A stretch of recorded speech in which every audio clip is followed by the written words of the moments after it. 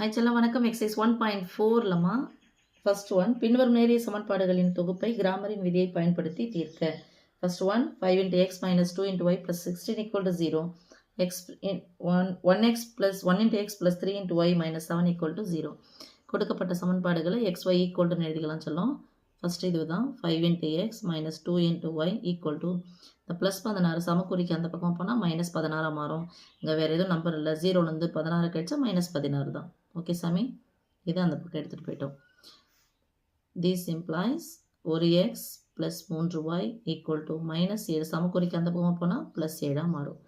என்ன இந்த grammar rules அப்படின்னு சொன்னால், கொடுக்கப்பட்ட சமன்பாடுகளை அணி வடிவில் எழுத போகிறோம். அந்த அணிக்கு பேர் வைக்க போகிறோம் டெல்டான்னு சொல்லிட்டு. ஓகே சாமி, delta equal to X Y 5 into x 5 minus 2 plus 1 ஒன்றுமே இல்லைனா ப்ளஸ் 1 ப்ளஸ் 3.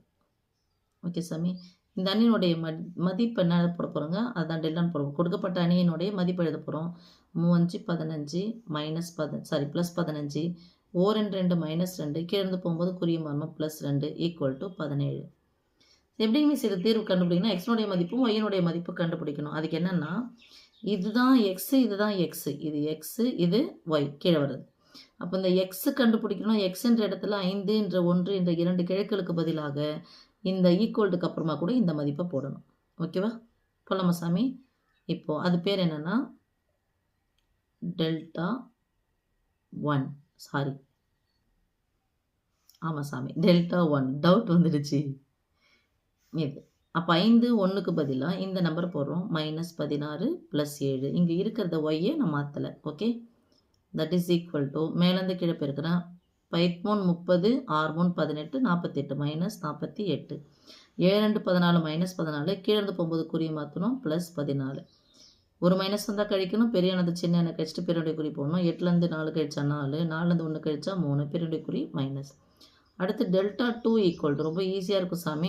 தீர்வு கண்டுபிடிக்கிறதுல நேர்மாறு அணிமுறை இருக்குது, கிராமர் ரூல்ஸ் இருக்குது, இன்னொரு ஒரு இதுவும் இருக்குது. ஓகேவா, அடுத்து இதில் என்ன பண்ணணும், எக்ஸினுடைய மதிப்பு எக்ஸினுடைய கீழே மாற்ற வேணாம். ஒய்யினுடைய கீழே மைனஸ் 2 ப்ளஸ் 3க்கு பதிலாக என்ன போட போகிறோம், மைனஸ் 16 ப்ளஸ் 7 போடுறோம். மைனஸ் 16 ப்ளஸ் 7 இதனுடைய மதிப்பு 5 35 ப்ளஸ் 35 16 16 மைனஸ் 16 குறிய மாற்றினா plus 16. That is equal to ரெண்டுமே ப்ளஸ் கூட்டி போட போகிறோம்.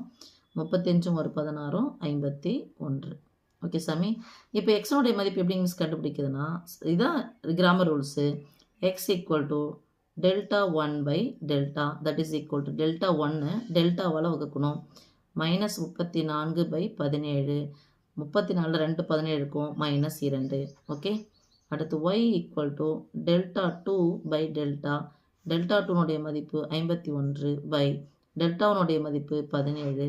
எத்தனை 17மா, 3 17 வருமா?